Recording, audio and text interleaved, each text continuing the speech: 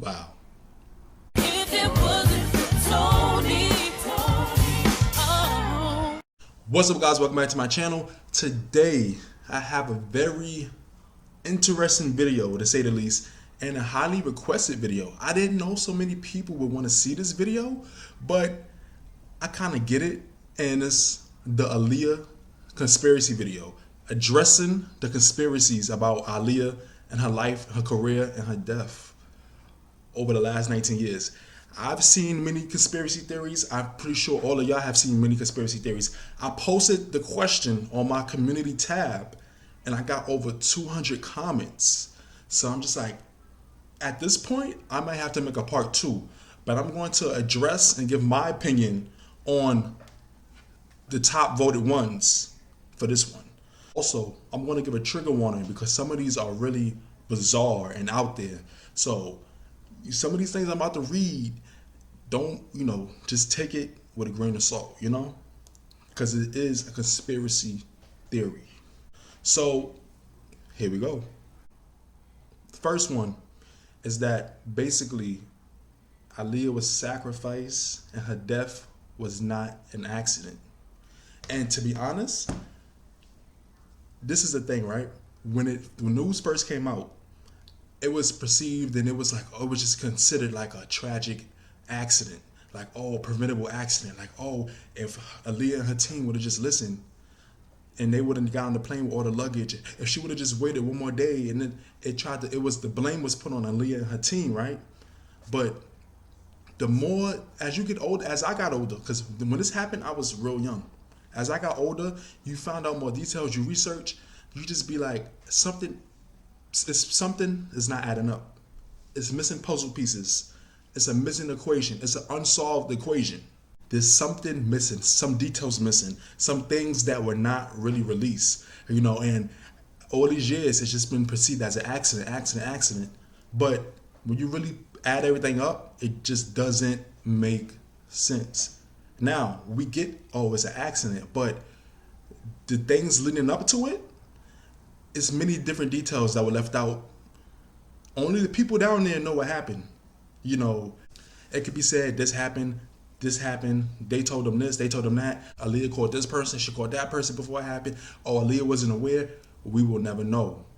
Somebody, somewhere, and I feel like they still alive somewhere. They still out there. They still know what happened. They still alive. They know exactly what happened. But they're not saying nothing. Do you know what I'm saying? Like, with the Tupac's death, Biggie's death, how it was a big thing for all these years, and somebody out there really knew what happened. Same thing with Aaliyah's. But Aaliyah's was more easy to see as an accident because it's a plane crash compared to Tupac, Biggie, if you know what I mean, right? And the sacrifice part, and it's another thing with like the Illuminati and everything like that. She was sacrificed because she wasn't, going along with them. Here's the thing. I feel like the Illuminati is like a false reality that, over time, a lot of people in society has built up as, the dark side of the industry. I do believe there's a dark side of the industry. Now, the Illuminati and the specifics of it, I do believe Aaliyah saw the dark sides of the industry, but I also believe Aaliyah would have steered clear away from it. And another part of that conspiracy theory is that Aaliyah's uncle, Barry Hinkerson, has something to do with it. He was involved with it, and he was behind the whole plane crash, staging it as an accident. But it's, I can 100% see why people think that because of the way he's treated her music and her legacy now, right? And how he just disappeared off the face of the earth, and he's probably somewhere in the mansion living off the money he made on her and the other artists, wow. You know what I'm saying? But if you think about it like this, Aaliyah was his most profitable artist on that label. What would you really gain? And she was just getting started. It's not like it was like, in a Michael Jackson situation where it's 40 years in his career, and oh, he was worth more dead than alive. Sad to say, but look what happened. After he died, he made so much money in death that he was able to clear his debt. You know what I'm saying? He made over $1 billion in death. Aaliyah was just getting started. She had so much more to do, so much more movies and collaborations and deals and businesses, all these different things she was doing, what sense would it make in purposely killing her when she was the most profitable artist alive? You know, she wasn't worth more dead than alive. She was worth, you know, more just being able to prosper. So that's the part where I'm just like, you know, it's a fight with that. Another one I see is how Aaliyah's family, basically her mother, uncle, and father had deals in selling her to the industry, and how they all knew about the R. Kelly situation, but they didn't really do nothing until it was released publicly. You know, Vibe got that marriage certificate, and then it became a big thing. And you know, out of respect for Aaliyah's parents, I don't really like to discuss them like that, but I have to be honest, something was not right. Something was up. Something they had to have known. And you know, they claimed at one time, Aaliyah's father was her manager. Aaliyah's brother and mother was always with her, like they claim and everything like that. So it's like, y'all telling me I didn't know all of this was going on? And it's like the way things were, the way things turned out, it has to be. It is suspect when you look at it. Like, how was this able to happen and your parents didn't know nothing? Your brother didn't know nothing? It's kind of like, and I don't like to compare, but in a way, you see how Matthew Knowles was with Destiny's Child? You see how Brandy's mother was with her? To the point where Brandy's mother was, you know, people was, oh, she was hard to work with, this and that, this and that. But Brandy's mother made sure nothing went wrong. Brandy's mother made sure that, you know, she had her situation with, you know, she was with an older guy too. But she made sure things, the majority of Brandy's career, her mother made sure everything was on point. And look, everything Brandy got to do. And she was like a superstar in the 90s. Her mother was on top of everything. I don't think Aaliyah's mother was like that in a sense. She left it in the hands of, you know, Barry and this and that. But I feel like if Aaliyah's parents were more, you know, involved, a lot of things wouldn't happen and they wouldn't get blamed for a lot of the things, and people wouldn't think they sold her to the industry, you know? That's just my take on it. My opinion, right? Okay. Now, and another one I saw many times was that Beyonce and even Jay-Z had something to do with her death, and they sacrificed her so Beyonce could get rid of her biggest competition. Now, I made a whole entire video about the Aaliyah Beyonce debate. I'm gonna leave it right here. I made a whole video going into detail about it. I don't believe this, because you think about it, Beyonce, when she debuted, you know, they were friendly with I don't think they were the best of friends, but they were friendly with each other whenever they saw each other and stuff like that. And I don't think Beyonce would go out her way to like, you know, what type of relations would Beyonce even have to get a plane and to even have contact with a plane, and they wasn't even on the same label? You know, that was a real far-fetched thing for me to even believe. Jay-Z too, because, you know, he had a crush on her, so why would he, you know what I'm saying? And to be honest, when Beyonce debuted, her biggest competition, if you really look back on it, was Ashanti. At one point, Ashanti, when her album came out in 2003, it knocked Beyonce off the top spot. Ashanti was her biggest competition. Ashanti was able to ride for a few years, and you know what I'm saying? I just think that the timeline of everything made people so suspicious. It's like, oh, 2 years after Aaliyah died, Beyonce just skyrocketed, you know? And it makes people just come up with all these things. And when you really read somebody puts it in a certain way, it all makes sense. But it's like, that's a real far-fetched thing to think. To think Beyonce had anything to do with that accident.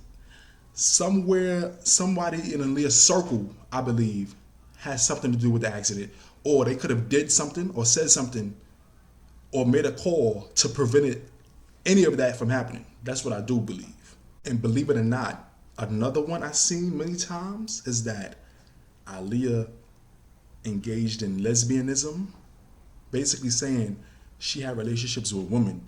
And the two women that keep coming up is Missy Elliott and Kidada, who was Quincy Jones' daughter, also one of her best friends. And to me, I don't believe that. I really don't believe that. Now, I believe they were close. I believe they were really close. They were really close together, you know. And here's the thing where, Aaliyah was really, she was really private about her personal life and her relationships. After from the R. Kelly situation, you didn't hear nothing about her relationships until she got with Dame Dash. There was talks about Genuine, this one, that one, but nobody really knew for sure.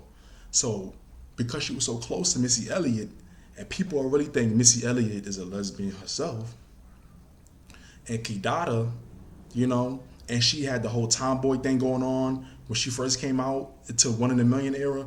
People put two and two together and they think, oh, Aaliyah must have been. But I don't think that. I just think that, they were really close. And towards the 2000s, I don't think Aaliyah and Missy was really that close like they were when they did One in a Million. If you really look at it, they wasn't really that close like that. They still communicated, but from my perspective, they wasn't as close as they were when they first met in the mid to late 90s, And I just think that she just had best friend. That was her best friend. I don't think it was no, romantic relationship involved. That's just people putting together their own story because Aaliyah was so private. And I also made another video about that, talking about Aaliyah's love life, which I'm gonna leave up here. And I gotta say, now this one, this has to be, the things with Aaliyah's death and the sacrifice, this has to be one of the most bizarre conspiracy theories I've ever seen. And to be honest, people comment to this, right? But I've seen people looking under Aaliyah's videos, I've seen people leave this comment. And it always bothered me. And I'm just like, but Aaliyah was not the first one to be accused of this. But another conspiracy theory is that, and I feel embarrassed even saying this, but this is one of the top voted ones, is that like Aaliyah was really a man and she was like hiding it from the world and this and that. If anybody actually thinks that, here's what I think about that.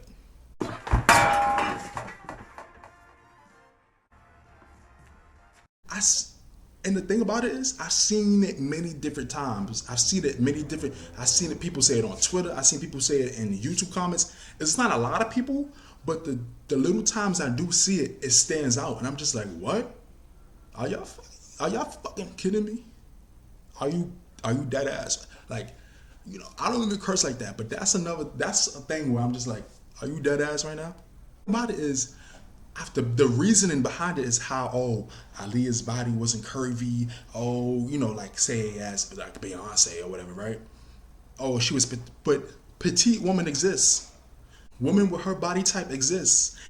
To kick it off, I think about how, y'all remember back in the day when Sierra first came out, people were saying she was a man, her hermaphrodite, however you say it. People were saying all of that because Sierra was muscular and she had little abs where you could see her, she was pop locking, and people were saying she was a man. And then I remember people were saying Lady Gaga was a man. And then now, Megan Thee Stallion, right? She's the opposite body type. She's taller, she's curvier. And people saying Megan Thee Stallion, the rapper, people saying now she's really a man. So I just think that's just people's crazy ideal. This is people's crazy fantasy. Like they want to believe it so bad, and they try to spread it like, oh, she was really a man. Fuck out of here with that, Hang it up, flat screen. Keep the YouTube censors from, blocking my video, but that's bullshit. And I do not believe that at all. And anybody with common sense will not believe that. So on to the next. Another one, if you looked at my community tab posts, I posted a GIF of Aaliyah and Queen of the Damned, the vampire movie. I posted that GIF for a reason, because a lot of people, another conspiracy theory I've seen a lot is people saying, Aaliyah was into dark things. She was into the dark side. She was secretly into that stuff. She said it in public, but she was secretly into the deeper dark stuff. And because she did that Queen of the Damned movie, it was a curse on her. And that's what led to her accident. Especially at the end of the movie. If you see the end of the movie where she's kind of like turning black and kind of looking burnt and turning into stone and she crumbles, people were saying that was like a foreshadowing of what was going to happen with the accident. And here's my take on that. I personally think it was just a coincidence that was just Aaliyah's last role, and that's what happened. And that's what fate happened to be. Aaliyah did say she was into the dark side, but I felt like she was into that fantasy world. She was into Harry Potter. She was into different movies and things like that. You know what I'm saying? And it was just fun. She liked playing dress up. She liked the costume, the makeup, the hair. She liked acting like a vampire. She had the part where she ate the heart. That was fun. Imagine, going out for Halloween and how Halloween is, but you get to play a character in a movie and you this big superstar. Aaliyah was, living life. She was living a dream. She was living one of her goals of playing a vampire character. And it was just something fun for her, And it just so happened that a few months later, the accident, what happened, I don't think that was a foreshadowing, and that was her way of signing into the Illuminati or the dark side. I just think that it was just, an ironic twist of fate. That's what I think. If y'all agree, let me know. If you don't, tell me why. I'm definitely going to have to make a part 2 because, it's a lot to unpack. But I want to end this video on a kind of a silly conspiracy theory, on a silly note, more, something that's not as bizarre. But another one that I've seen a lot of people say is that Aaliyah had a lazy eye. She had a glass eye. She even joked about this in one of her MTV interviews. She had a lazy eye. She had a glass eye. That's why she always wore sunglasses. And then she mysteriously somehow she fixed the lazy eye. And then that's why she started not wearing them no more. Or something like that, to that effect, where I'm like, I don't believe that. There's so many pictures and footage of Aaliyah back then when she first came out, and even up into the 2000s. She's looking directly into the camera. You can see her eyes are both straight. There's no laziness. There's no, muscle weakness. Now, mind you, I've seen people in real life. I've known people in real life that have lazy eyes. Like, for example, look up pictures of Tracy Ellis Ross. She has a lazy eye. I know how it looks. Aaliyah did not have a lazy eye. Look at this picture right here. Does it look a lazy eye to you? She's looking straight dead in the camera. If she had a lazy eye, trust me, you would know. You could see it. All the interviews and pictures and video footage of Aaliyah, you could for sure tell she did not have a lazy eye. You know what I'm saying?